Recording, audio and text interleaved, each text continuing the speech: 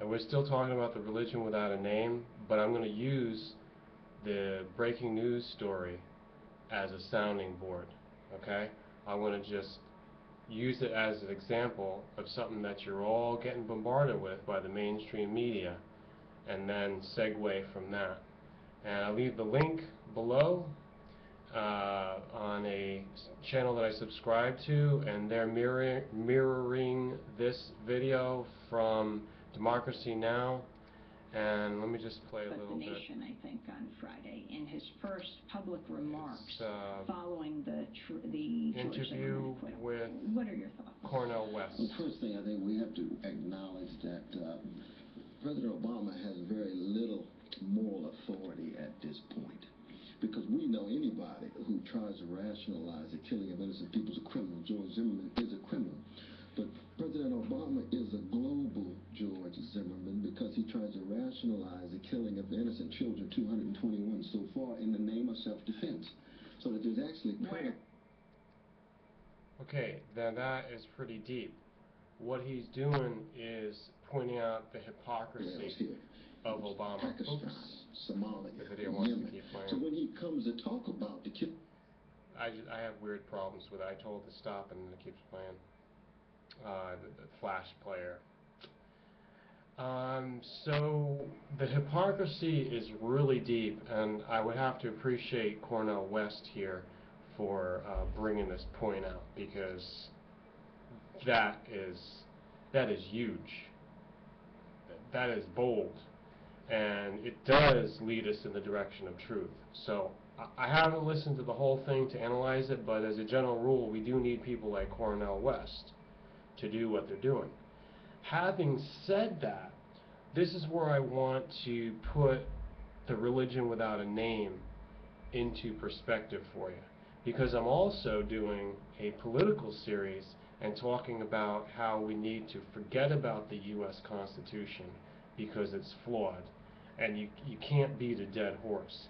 I'm talking about establishing a brand new document, whether you call it a constitution or not, and I'm talking about a brand new foundation which is based on all the wisdom that we've learned from historical mistakes, especially from the United States of America, which is well documented.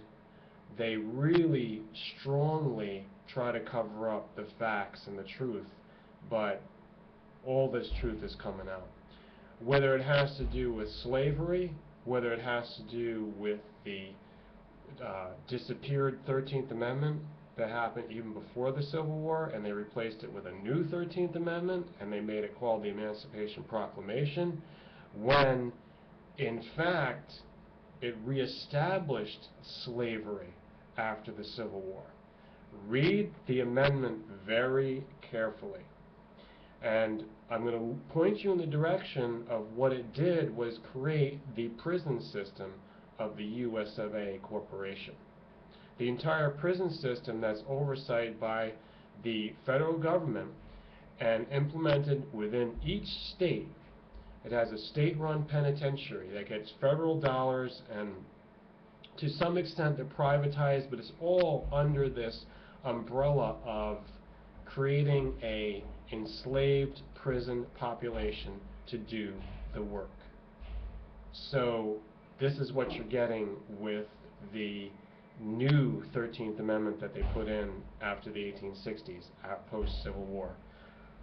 Now, most people don't realize these things, but once it's pointed out, you have to realize that's why things are going on, because somebody's making money on it. Slavery is a capitalistic industry. Slavery can be applied to whatever you're doing, whether you're making license plates, or you're making guns, or you're making whatever else they do. You know, parts for electronics.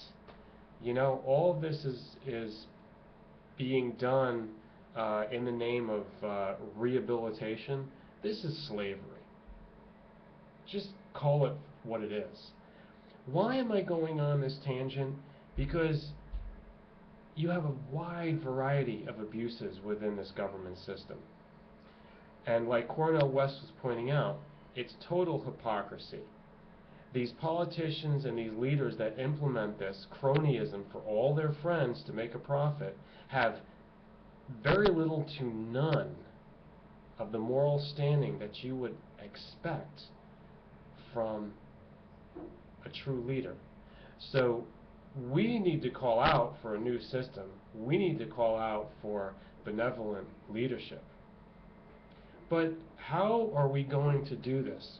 We're talking about an entire global crisis here.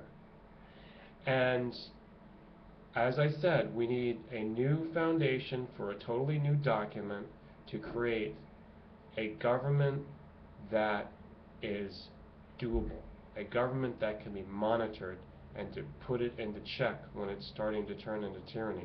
We also need, on the other hand, a new religion.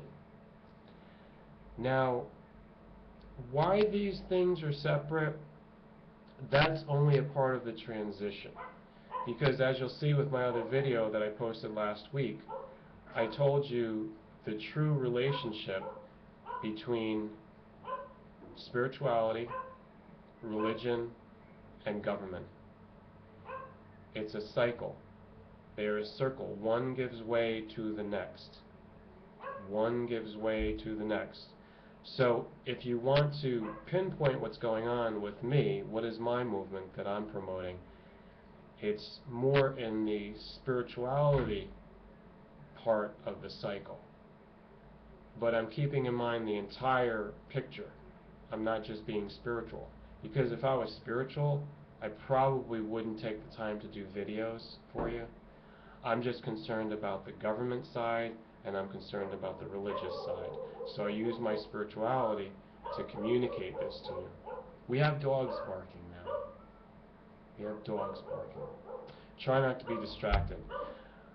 What I want to propose here is for you to have an open mind and realize that I'm saying we need to move towards drafting a document. We need to have some kind of confederation formed and a convention to draft this.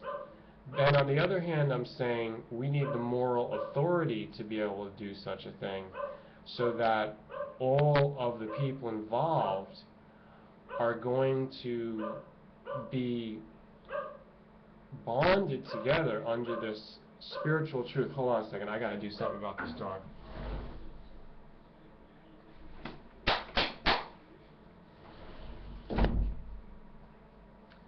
Dealt with that. Where was I? How can the brain have such a glitch? Wow. Now, I know I was talking about religion that brings people together under a spiritual mindset. Now, the religion has to be something new as well, because we can see from a careful study of history that all the religions that you know about, all the major religions, are inherently problematic. If they didn't start out that way, they certainly got that way. They were taken over, they were manipulated, they were distorted. So, you like that alfalfa from the Little Rascals? They were distorted, just like my hair gets sometimes, out of place, just warped. And that's because if you look at my study of the cycle of history, government comes along to replace religion. It takes over the place of religion with moral authority, and then it converts it into daily authority, just what's in front of your face authority, money authority, and then it becomes tyranny. And oligarchy turns into plutarchy. And it's really the end of a cycle, and it causes us as individuals, as humans with inalienable rights, we start to awaken and we become what we really are. We realize that we have power beyond belief to be free and to create something better. In fact, it's our duty to create something. So, having said this about the religion, I wanted to leave you with this and ponder on this and see if it rings true for you. We cannot use any of the presently existing religions to do what needs to be done for our required survival and our future of humanity. We need something new. We need a religion that is created specifically for the purpose that I've outlined here. And that's the other thing that I'm working on, is the religion without a name. So everything fits together. And I would gesture to say this, that if somebody wants to be involved with forming a government, which is a necessary evil, but yet it's going to be kept in check, it's going to be in its proper balance versus the group of individuals known as the people. And if you're also open to the idea that a religion based on truth, based on seeking knowledge, based on the most incredible ideas of all of history, these golden age concepts, these philosopher king archetypes, if you're looking for religion like that, then you need to start being part of it. And that's what this is, the religion without a name. That's what it's been throughout all of history. The same thing that all these thinkers and all these philosophers and all of these pioneers, including all the founders of the religions before the religions were taken over, all of these founders that they call founders were all involved with this. They foresaw that we would need this in the future, that the day would come that it would be created with enough awareness. That's what we're at right now. That is why I always say in all my videos, whatever part of the news that I'm talking about, this is the end times. All these things add up. You look at the bigger picture and say, this is the end times. Well, we're going to end the entire cycle of civilization, the entire ending of history, because it's a global crisis. It's come down to that. And we need to begin with something new, something that's really going to be good, for lack of a better word. It's evil versus good, good versus evil. So getting back to my starting point, when I said that this was a good sounding board, Cornel West points the finger at Obama and says he has no right to call for justice of the Trayvon Martin case when he, as Obama, the warmongering president, is completely 100% guilty of killing children all over the world with his drones, with his wars, with his spy surveillance state, with his locking up people without charges, secret prisons, secret trials, torture. He's the head of that system. So it's total hypocrisy. We need a system which holds the government in check by using a religious authority from a religion that is created just for that purpose. We don't have that religion yet until now. This is the new religion. And by using this religion, we will have the moral authority to stand on. It will be built into it, and it cannot be taken over. We will be vigilant.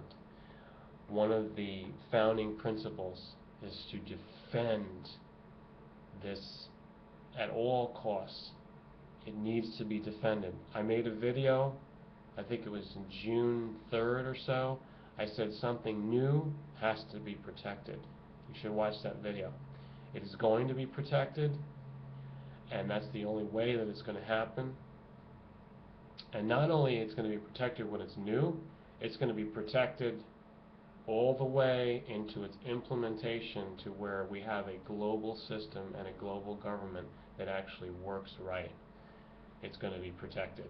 And if it doesn't get protected, let me just give you the hypothetical nightmare that we've lived through already, the history.